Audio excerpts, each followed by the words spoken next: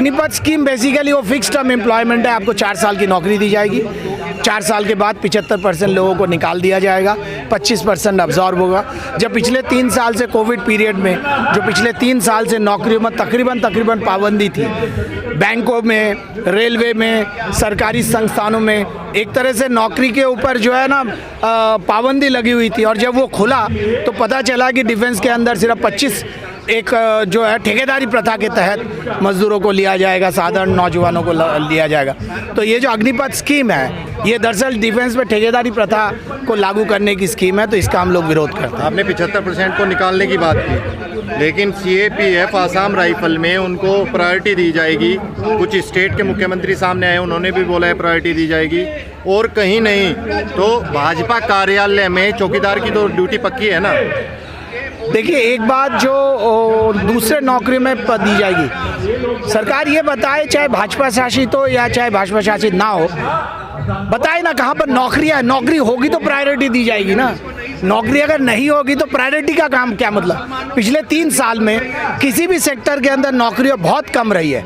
और इसके साथ और एक बात है, एक सर्विसमैन का जो सरकार का जो पिछले 6 साल का जो रिकॉर्ड है, एक सर्विसमैन को कहाँ नौकरी दी गई, 3% एक सर्विसमैन को नौकरी मिली। तो कुछ लोगों ने ये टॉन्ट किया कि ये भाजपा कार्यालय में, कुछ भाजपा के सीनियर कार्यकर्ताओं ने भी इस बात को कहा कि हमारे दफ्तर में नौकरी दी जाएगी। दरअसल ये एक मिलिशिया की तैयारी की जा रही है, प्राइवेट फोर्स की तैयारी की जा रही है। ये सिर्फ भाजपा कार्यालय को सुरक्षा नहीं करेगी, हिंदुस्तान का जो कॉरपोरेट है, खासतौर से अडानी अंबानी को जिस तरह से बैंक बेचा गया, रेलवे बेचा गया, जिस तरह से पोर्ट बेचे जा रहे हैं, एयरपोर्ट दिया जा रहा है, उत्सुक संस्थानों में जनता का गुस्से के खिलाफ उत्सुक संस्थानों में ये प्राइवेट आर्मी के तौर से काम करेगा। सरकार कह रही है बेचा भी इस तरीके से जा रहा है कि बेचने के बाद भी जनता का रहेगा। वो तो हमें दिख रहा है ना कि जनता का कितना है आज, जनता का कितना रह गया है आज। वो तो मतलब रेलवे से लेके आप बैंक देख लीजिए, LIC आप देख लीजिए, एयर इंडिया आप देख लीजिए, टेलीकॉम आप देख लीजिए, आप पब्लिक सेक्टर के जो विशाखापट्टनम स्टील आप देख लीजिए, जहाँ पर जो आज मजदूर लड़ रहा है। और उसमें जनता का जो है, जैसे एयर इंडिया का सवाल बहुत ठोस सवाल है, उसमें धीरे धीरे एम्प्लॉइज़ को ये कहा जा रहा है कि आप जो है VRS लीजिए, अगर VRS नहीं लेंगे तो कंपल्सरी रिटायरमेंट की स्कीम की बात सरकार कर रही है। तो ये सारे वायदे तो पिछले 8 साल में है, ये जुमलेबाजी है। 2 करोड़ नौकरी जो है, कहाँ 2 करोड़ नौकरी थी।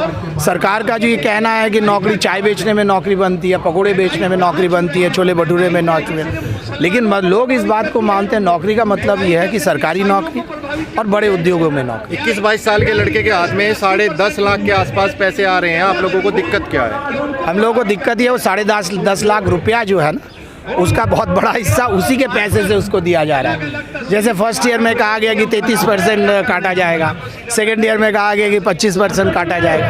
दरअसल ये उसका पैसा है, सरकार को ये हमें इन नौजवान लोगों को बहुत बड़ा कोई अनुदान नहीं दे रही।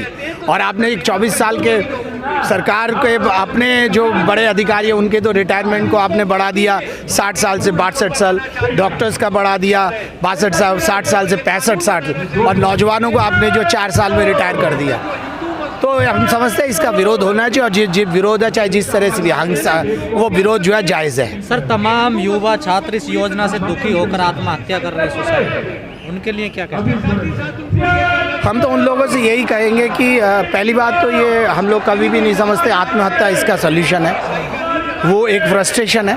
हम तो उन तमाम लोगों से यही अपील करेंगे कि आप आत्महत्या ना करिए, आप सरकार के खिलाफ जो है ना मुट्ठी बांध के एकता से, जिस तरह से जगह जगह लड़ाइयाँ हो रही हैं, किसान आंदोलन लड़े, किसान आंदोलन में जो है लोग शहीद हुए, कुर्बान हुए, हमारे सामने वो एक उसने जो है मोदी सरकार के तमाम फासिस्ट मशीनरी को उसने जो है परास्त किया। और किसान आंदोलन ने जो है इतने बड़े एक निरंकुश शासक के 3 जो काले किसान कानून थे, 3 कालो किसान कानून को वापस लेने में मजबूर किया।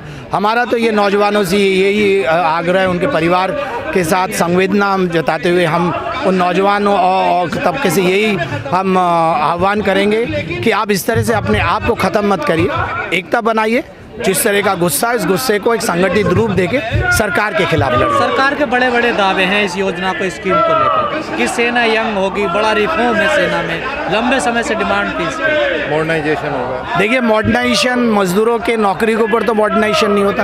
दरअसल इस सरकार की जो हम कहते हैं सरकार की जो फ्लैगशिप है, इस सरकार की जो फ्लैगशिप डीएनए है, वो दरअसल ये जो तमाम लंबे लंबे वायदे किए जा रहे हैं, वो तमाम वायदे जो हैं देश के गरीब लोग, देश का मजदूर, देश के छात्रों के जो जीवन को जो है ना चैलेंज करके, उसके जीवन को ख़त्म करके लंबे लंबे वायदे किए जा रहे हैं। नोटबंदी से लेके आप देखिए, नोटबंदी में हम लोगों ने यही देखा, सीए में भी हम लोगों ने यही देखा, और अग्निपथ में भी हम लोग ये देख रहे हैं कि एक तबके को ख़त्म करके ये दिखाया जा रहा है कि हम लोग देश के लिए लंबे लंबे वायदे कर रहे हैं, देश के लिए हम लोग जो है ना तरक्की का जो झांसा दिखाया जा रहा है। दरअसल पब्लिक सेक्टर का जो पूरा सवाल खड़ा है, एयर इंडिया का जो पूरा सवाल खड़ा है, दरअसल कॉरपोरेट को मदद करने के लिए इस देश के जो है जो नौकरी पेशा करने वाले लोग हैं, उनको नौकरी को ख़त्म करके एक तबके को मदद की जा रही है। पर बड़े बड़े सेना के अधिकारी कह रहे हैं कि ये स्कीम वापस नहीं होगी सर। वो तो सरकार, क्योंकि आज तो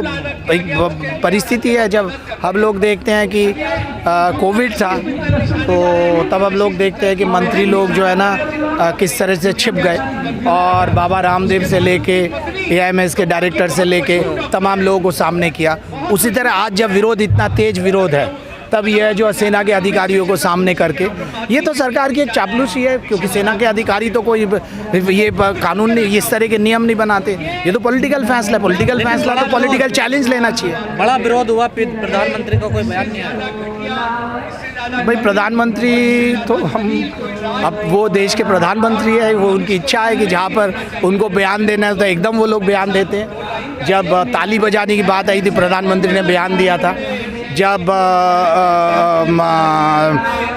डॉक्टर्स एज कोविड वॉरियर की बात, लंबी चौड़ी बात की, मन की बात में लंबी चौड़ी बातें करते हैं। जहाँ पर विरोध खड़ा है, जहाँ पर इस देश के लोग प्रधानमंत्री से कुछ कटु सवाल खड़े करते हैं, कटु सवाल पूछते हैं, तो प्रधानमंत्री जो है मौनी बाबा बन जाते हैं। आंदोलन को बड़ा करने में क्या आप किसी और संगठनों से संपर्क में हैं? हम लोगों ने तमाम लेफ्ट को अपील की है, और लेफ्ट के जो वामपंथी लोग हैं और जो दूसरे तमाम जो गैर वामपंथी ट्रेड यूनियंस है, हमने तमाम लोगों को अपील की है। कुछ साथी आए हैं, कुछ साथी आएंगे, और हम उम्मीद करते हैं कि 4 लेबर कोड के खिलाफ जिस तरह की लड़ाई खड़ी हुई है, अग्निपथ के खिलाफ भी उसी तरह की लड़ाई आगे चलेगी। देखिए दिल्ली के मज़दूर हैं, दिल्ली के बहुत सारे छात्र, नौजवान लोग भी हैं, और हम लोग ट्रेड यूनियन के साथी हैं, मजदूर वर्ग के साथी। 3 सवाल हम लोग मुख्य तौर से रख रहे हैं।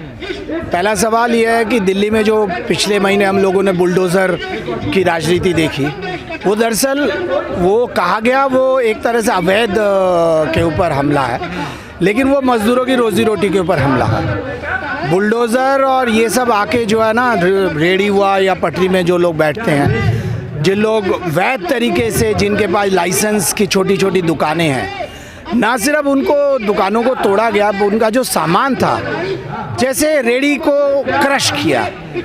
जो छोटी दुकानों के अंदर जूस की दुकान थी, फल थे, जो कियोस्क थे, उसके अंदर जो सामान था उसको क्रश किया गया, जिसका मतलब यह है कि उनको कई महीनों लगेंगे, उनको अपने रोजगार को, अपने जो है रोटी को लाने के लिए कई महीनों लग जाएंगे। तो इसीलिए ये सीधा हमला जो है मज़दूरों के और देश शहर के जो गरीब तबके हैं, उसके रोज़ी और रोटी के ऊपर हमला किया गया। एक बात। दूसरा सवाल है अग्निपथ के बारे में। दरअसल हम लोग देखते हैं कि सरकार पिछले 8 साल से तमाम उद्योगों में, तमाम संस्थानों में, तमाम अस्पतालों में धीरे धीरे ठेकेदारी प्रथा लागू किया है। एकमात्र संस्था रह गई थी वो डिफेंस का जो कॉम्बैटेंट्स हैं, जो लोग लड़ते हैं ज़मीन में, वो एक तबका था जिसमें आज ठेकेदारी प्रथा नहीं थी। दरअसल डिफेंस बजट के आड़ में, डिफेंस को मॉडर्नाइज करने के आड़ में, आज डिफेंस के अंदर भी जो है ठेकेदारी प्रथा को लागू किया गया है। और सरकार एक बात कहती है कि लेबर कोड, 4 लेबर कोड के अंदर फिक्स टर्म एम्प्लॉयमेंट की सरकार बात करती है,